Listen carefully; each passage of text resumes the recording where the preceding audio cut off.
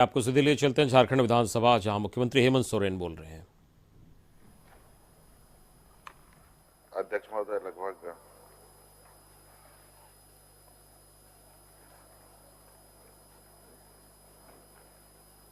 इस सदन के दौरान से ध्यान आकर्षण के माध्यम से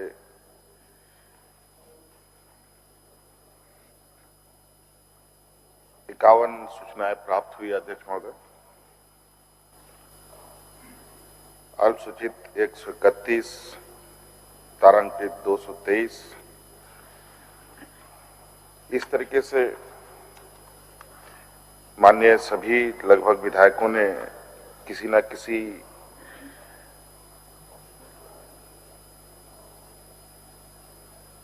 माध्यम से इस सदन में अपनी बातों को रखने का काम किया।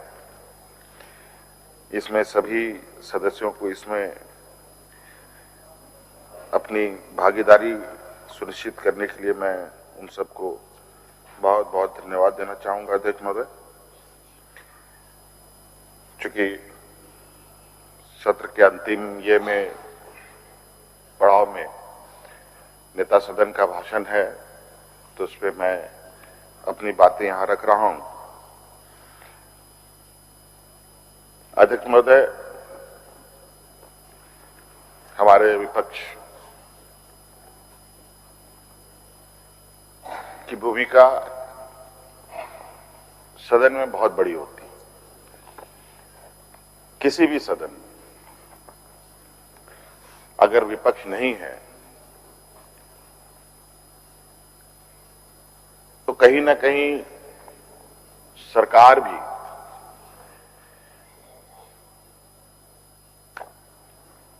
क्या काम कर रही है, नहीं कर रही है, इसका आकलन वो नहीं कर पाती। इस वजह से मैं विपक्ष को बहुत अहम मानता भी हूं। अध्यक्ष महोदय, भले ही हमारे विपक्ष के लोग अपने विपक्ष को विपक्षी ना माने, वो अलग विषय है, और मनमाने तरीके से जो मन आए सो करना है। तो अध्यक्ष महोदय, हमारे विपक्षियों ने विधि व्यवस्था को लेकर सदन की विधि व्यवस्था को ध्वस्त कर दिया। अध्यक्ष महोदय, विगत इन 5-6 दिनों में चलिए किसी प्रकार कुछ सहमति, कुछ बेवजह के हंगामे के बीच भी कार्य होता रहा। मैं इसमें अध्यक्ष महोदय, जैसे इनके लिए कुछ विषय ज्वलंत होते हैं, तो स्वाभाविक रूप से सरकार के लिए भी, हमारे लिए भी कई विषय ज्वलंत होती हैं। उन विषयों में से कुछ चीजों को जरूर प्राथमिकता मिलती है कि उस विषय पर अडिग होकर के हम चलें, लेकिन हमारे विपक्ष के लोग के पास विषय क्या है, जनता को क्या कहना है, सदन में क्या रखना है, राज्य को क्या संदेश देना है, मैं इन 5 दिनों में समझ नहीं पाया कि आखिर हमारे विपक्षों के पास सवाल क्या है, इसका जवाब क्या दिया जाए।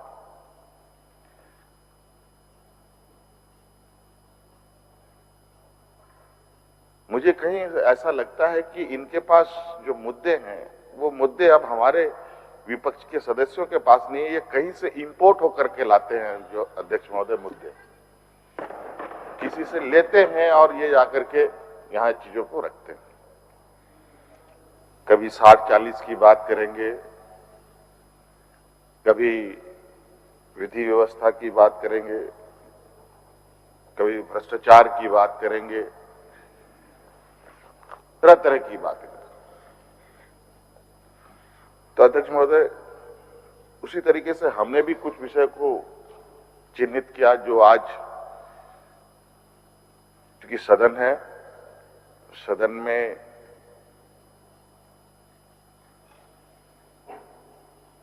छोटी चीजों के लिए भी जगह होती है, बड़ी चीजों के लिए भी जगह होती है। लेकिन आज वर्तमान परिस्थिति में अध्यक्ष महोदय, चूंकि हम लोग राजनीतिक दल से भी जुड़े हुए हैं, हम लोगों का भी एक अपना समूह है, हम लोग इंडिया समूह के सदस्य हैं, उधर एनडीए समूह के सदस्य हैं, उसमें भी आऊंगा अध्यक्ष महोदय। और मैं आपको और आपके आसन के माध्यम से सभी माननीय सत्ता पक्ष के लोगों को बोलूंगा कि हमारे इंडिया समूह के कांग्रेस के वरिष्ठ नेता बड़े भाई राहुल गांधी जी को आज सुप्रीम कोर्ट ने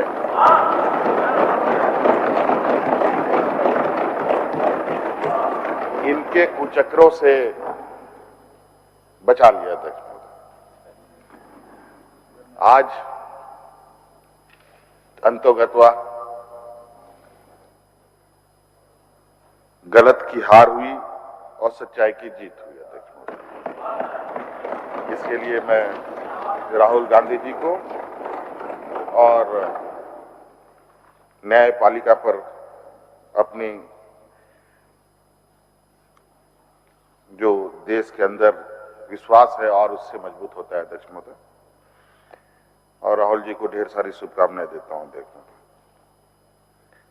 अध्यक्ष महोदय, आदिवासी दलित की बात करते हैं अध्यक्ष महोदय, पिछड़ों की ये बात करते हैं। मैं तो समझता हूं अध्यक्ष महोदय, इस देश में आदिवासी दलित विरोधी अगर सबसे अधिक है और सबसे अधिक जो घृणा करने वाले समूह है, वो यही समूह है अध्यक्ष महोदय, जो हमारे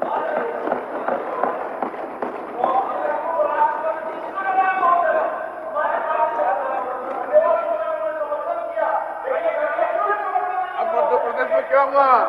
मध्य प्रदेश बताइए। मध्य प्रदेश चलिए आप सुनिए अध्यक्ष महोदय। अध्यक्ष महोदय, इन्होंने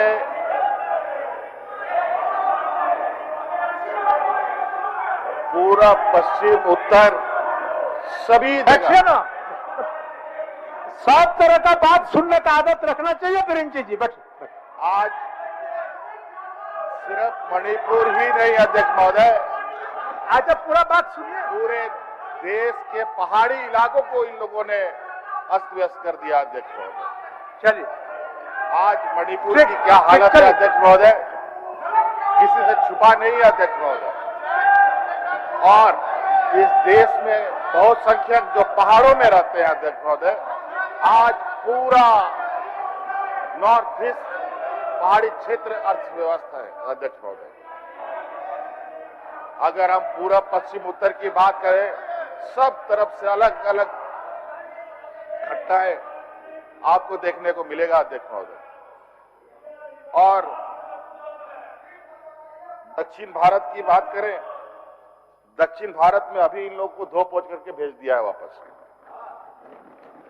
तो स्वाभाविक है इतने इनको तकलीफ होना, क्योंकि ये 60 सालों के बाद, आजादी के बाद इतनी मजबूती से धन बल के आधार पर सत्ता में काबिज हैं अध्यक्ष महोदय। अब तो एन खेन प्रकारेण जिस जगह को इन लोगों ने हथियाया है, उनको लगता है कि अगर हम इस जगह से उतर गए तो उनकी खैर नहीं। इसीलिए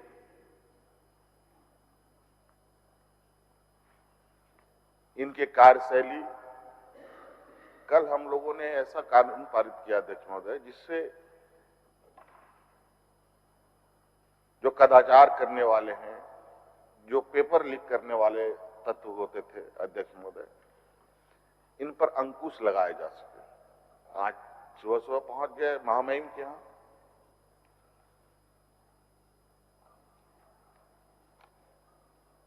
और इनको ये कानून काला लगने लगा।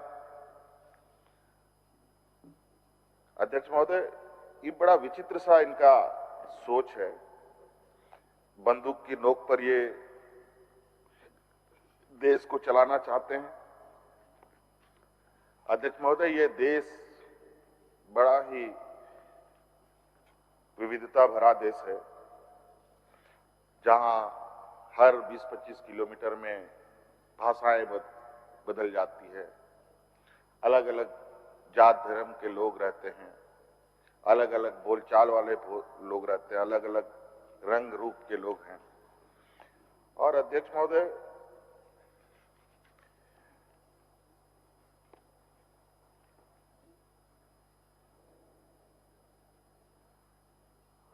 इतने अलग रहने के बावजूद भी ये देश में सब लोग एक साथ रहते हैं। ये दुनिया के लिए एक आश्चर्य से कम नहीं है अध्यक्ष महोदय। और अगर इतने मिलजुल कर रहते हैं इस राज्य में, इस देश के अंदर हर एक समुदाय के लोग, और उसमें मणिपुर की बात ना आए, ये कैसे हो सकता है? और आज ये लोग इस विषय पर शायद यही बात आ रही थी सदन में कि मुख्यमंत्री को जवाब देना है जो विधि व्यवस्था को लेकर। तो इनके नेता से लगता है कुछ सीखते नहीं है अध्यक्ष महोदय, या फिर ये सिखा करके सीख कर ये आते हैं कि इसी तरीके के ड्रामे करने हैं आपको सदन के अंदर। हम लोग तो कुछ अपने राज्य के हालात और परिस्थितियों को देखकर सीखे, कुछ अपने अग्रणी नेताओं से हम लोगों ने सीखा, कुछ हम लोगों ने पूर्वजों के सोच को ग्रहण किया, और आज इस राज्य को एक दिशा देने की एक बड़ी भूमिका लोगों ने हमें जिम्मेवारी के तौर पर दी है अध्यक्ष महोदय। ये अध्यक्ष महोदय आज के लिए बहुत चिंता का विषय है कि हमारे विपक्ष देश का विकास नहीं बल्कि देश का विनाश पर ज्यादा अध्ययन, ज्यादा चिंतन करते हैं। समाज के अंदर जहर के बीज कैसे बोए जाएं, इस काम में लगे रहती है। अभी आपने देखा अध्यक्ष महोदय, अभी हाल में कहां जो किसी ट्रेन में 4 लोगों को गोली मार दिया गया, और उसके बाद उस पुलिस वाले का वक्तव्य क्या था वो मैं कह नहीं सकता, जाति सूचक बातें थी। अभी अध्यक्ष महोदय विधि व्यवस्था का बात को देखें तो हरियाणा में क्या चल रहा है देख रहे हैं अध्यक्ष महोदय। वहां पर तो मानो कि पुलिस के संरक्षण में, जो आजादी के बाद जहां कभी कोई ऐसा कभी कोई घटना ना घटा हो, कोई द्वेष का कोई या कोई भी पथराव, लाठी डंडा कभी हुआ हो, आजादी के बाद कभी नहीं हुआ था। अचानक अभी ये कैसे होने लगा अध्यक्ष महोदय? ये कहीं ना कहीं अब अलग अलग घटनाक्रम को अगर आप देखें तो कमूमन सब तरीके का जो आवाज है वो आवाज एक कॉमन सा आवाज आपको सुनाई देगा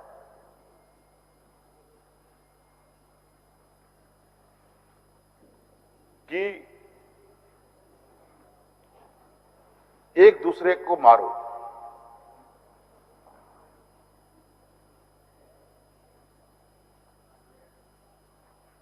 ये एक बड़ा अजीब सा परिस्थिति है अध्यक्ष महोदय, और ये कहीं ना कहीं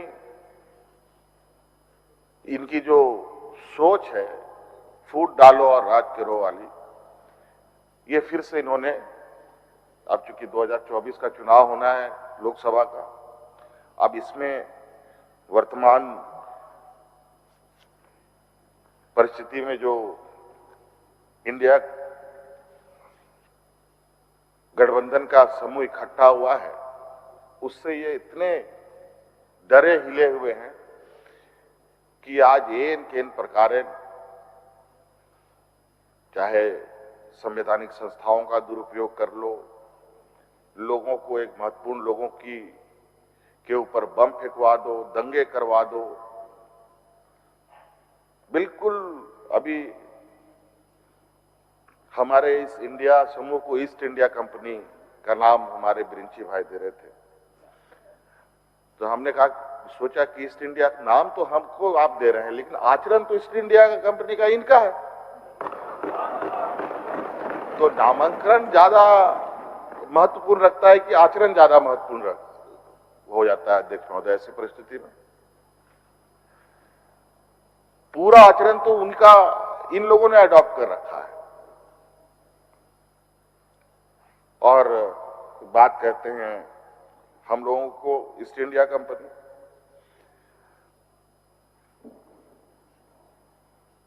अध्यक्ष महोदय,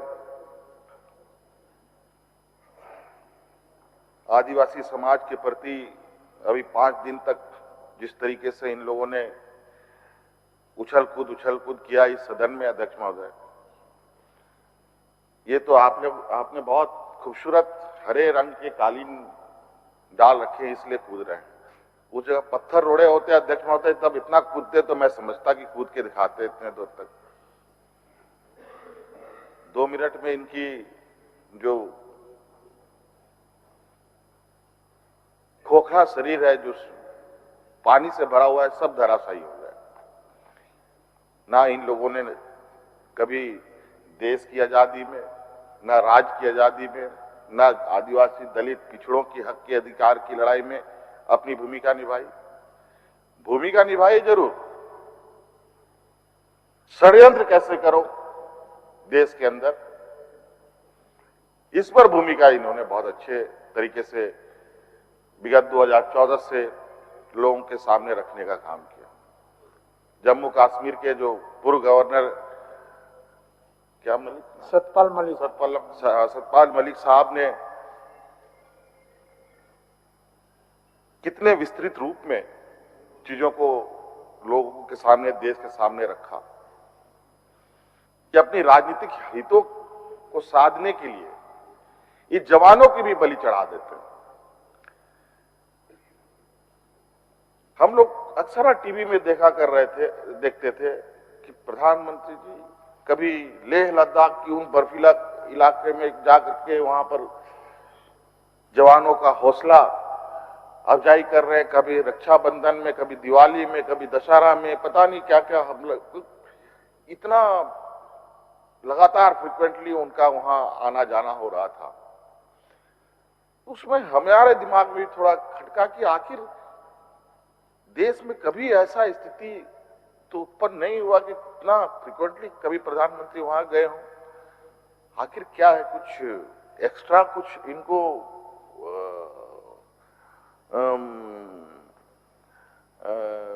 ये मनोबल घट गया है, वो मनोबल बढ़ाने के लिए गए हैं क्या? लेकिन हमें क्या पता था अध्यक्ष महोदय कि कुछ दिन के बाद वो लोग तो बलि का बकरा बनने जा रहा था और आखिर में इतने बड़ी संख्या में वहां सैनिक मारे गए।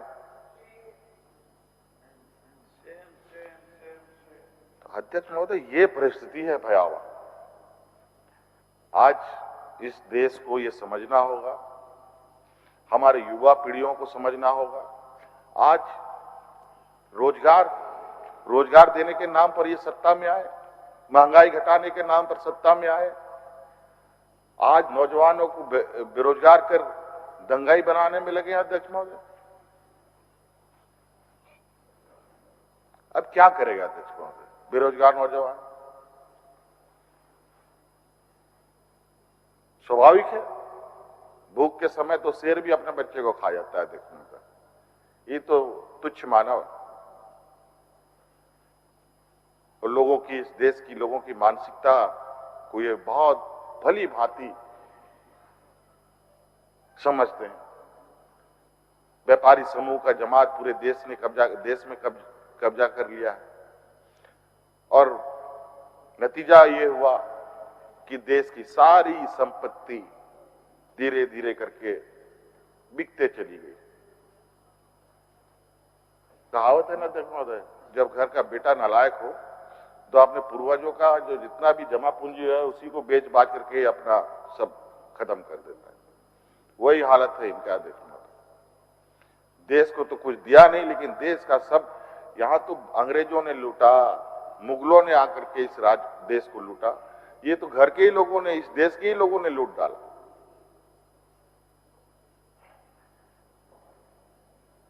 हमारे वित्त मंत्री जी ने पूरा विस्तृत रूप में कितना बकाया, कितना केंद्र से हमें मिलना है, नहीं मिला, क्या क्या चीज में बकाया रहा, वो पूरा विस्तृत रूप में बताया। आज सड़कों पर जिस तरीके से अध्यक्ष महोदय राजकर्मी आए दिन अपनी मांगों को लेकर आते हैं, मांग कुछ नहीं है अध्यक्ष महोदय, मांग ये है उनको सुरक्षा प्रदान होना है। उसको लगता है कि हम आज काम करते हुए भी असुरक्षित हैं।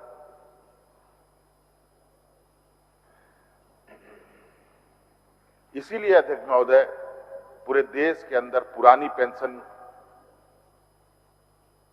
की मांग बहुत जोरों से चल रही है।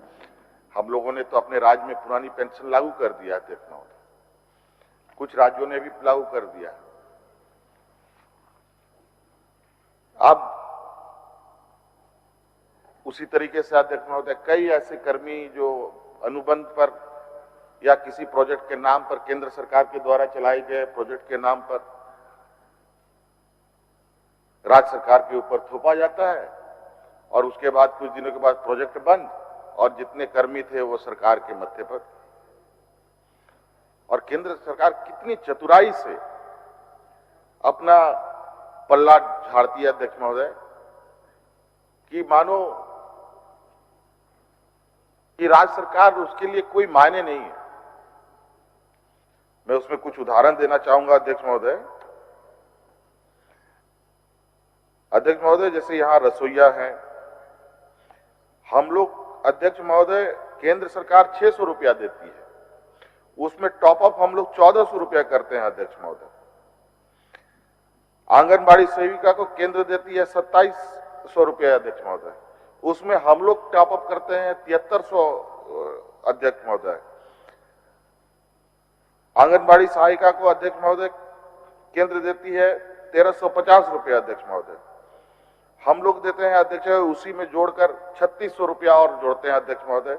कुल मिला जुलाकर के लगभग 5000 का राशि उनको होता है अध्यक्ष महोदय। वहीं पारा शिक्षकों के लिए 6500 रुपया केंद्र देती है अध्यक्ष महोदय और उसमें हम लोग 13000 रुपये और जोड़ते हैं अध्यक्ष महोदय। राज्य अपने जेब से जोड़ती है अध्यक्ष महोदय। और दूसरे तरफ जीएसटी लगा करके राज्य सरकार के जितनी भी धन संग्रह करने का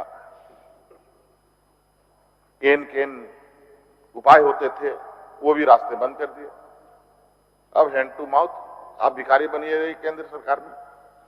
अभी भी हम लोग को प्रधानमंत्री आवास के पैसे नहीं मिले, बल्कि आवास भी कैंसिल कर दे रहे हैं। तो अध्यक्ष महोदय इस तरीके से देश की स्थिति है अध्यक्ष महोदय और हालात है अध्यक्ष महोदय। अध्यक्ष महोदय मुझे लगता है कि बहुत सारी बातें हैं तो हमारे विपक्ष सुनने को तैयार ही नहीं। तो इस जो हमारे दो चार और विपक्ष के लोग हैं, हमारे सुदेश जी ने बड़ी चतुराई से सरकार को घेरने का प्रयास किया। एक उनके सहयोगी लंबोदर महतो की तरफ से उधर से नहीं गिराए तो इधर से कि यहां पर अब चूंकि नियुक्तियां निकल रही है अध्यक्ष महोदय बड़े पैमाने पर 26-27 हजार 28 हजार के लगभग नियुक्तियां निकली है। अब चूंकि इन लोगों ने एक राज्य के नौजवानों को दिग्भ्रमित करने के लिए बड़ी चतुराई से 60-40 का एक नारा लगाया है, जिसके माध्यम से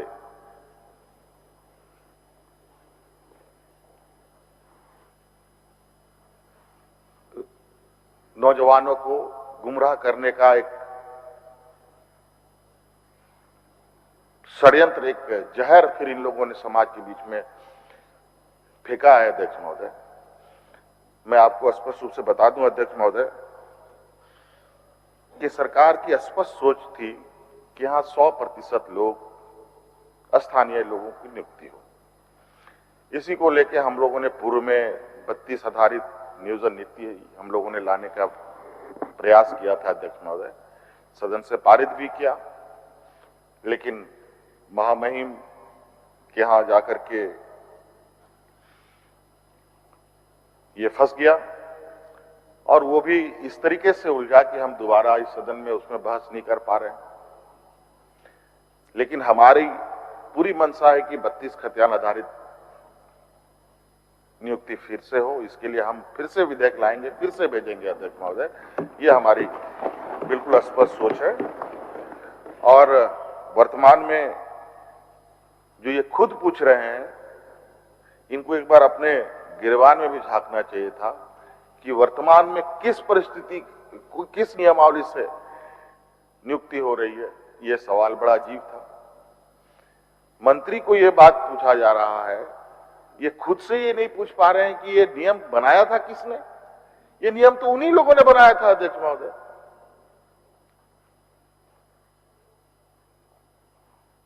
इन्हीं लोगों की वजह से आज ये स्थिति हुई पड़ी है। आज इतने सारे नौजवान, हम लोगों ने सभी नौजवानों से इस विषय में पूछा, क्या हम लोग 19 के 32 आधारित नियोजन नीति का इंतजार करें कि वर्तमान परिस्थिति के साथ ही आगे बढ़ा जाए। नौजवान को अगर वक्त पर राह नहीं दिखाया गया अध्यक्ष महोदय, तो वो भटक जाता है। अगर वो एक बार भटक गया अध्यक्ष महोदय, फिर दोबारा उसको रास्ते पे लाना फिर बहुत जद्दोजहद का काम है अध्यक्ष महोदय। और उसमें कितने सारी उल्टे सीधे कार्य होंगे, ये कह पाना बड़ा मुश्किल है अध्यक्ष महोदय। इसीलिए हम लोगों ने वर्तमान हमारे नौजवानों का जो डिस्ट्रेस था उसको कम करने का एक प्रयास किया कि इस बार चलो हम लोग इसी नीति के साथ आगे बढ़ते हैं। लेकिन प्रयास हम लोग का कम नहीं रहेगा अध्यक्ष महोदय, प्रयास 32 का बिल्कुल बना रहेगा अध्यक्ष महोदय। और अध्यक्ष महोदय, आपको पता है अध्यक्ष महोदय, वैसे भी वर्तमान परिस्थिति में 60% तो ऐसे ही रिजर्व कैटेगरी का बना हुआ है। 50% ST SC OBC में बंटता है, 10% जो आर्थिक रूप से कमजोर लोग हैं उनके लिए। 60% तो ऐसे ही अध्यक्ष महोदय, और 40% है। क्या 40% में क्या 40% सब बाहर के होंगे? ऐसा तो नहीं हो सकता। और आज भी अध्यक्ष महोदय, जब इनके वक्त में 75% लोग बाहर से आते थे, आज सरकार की कड़ी निगरानी में और बिना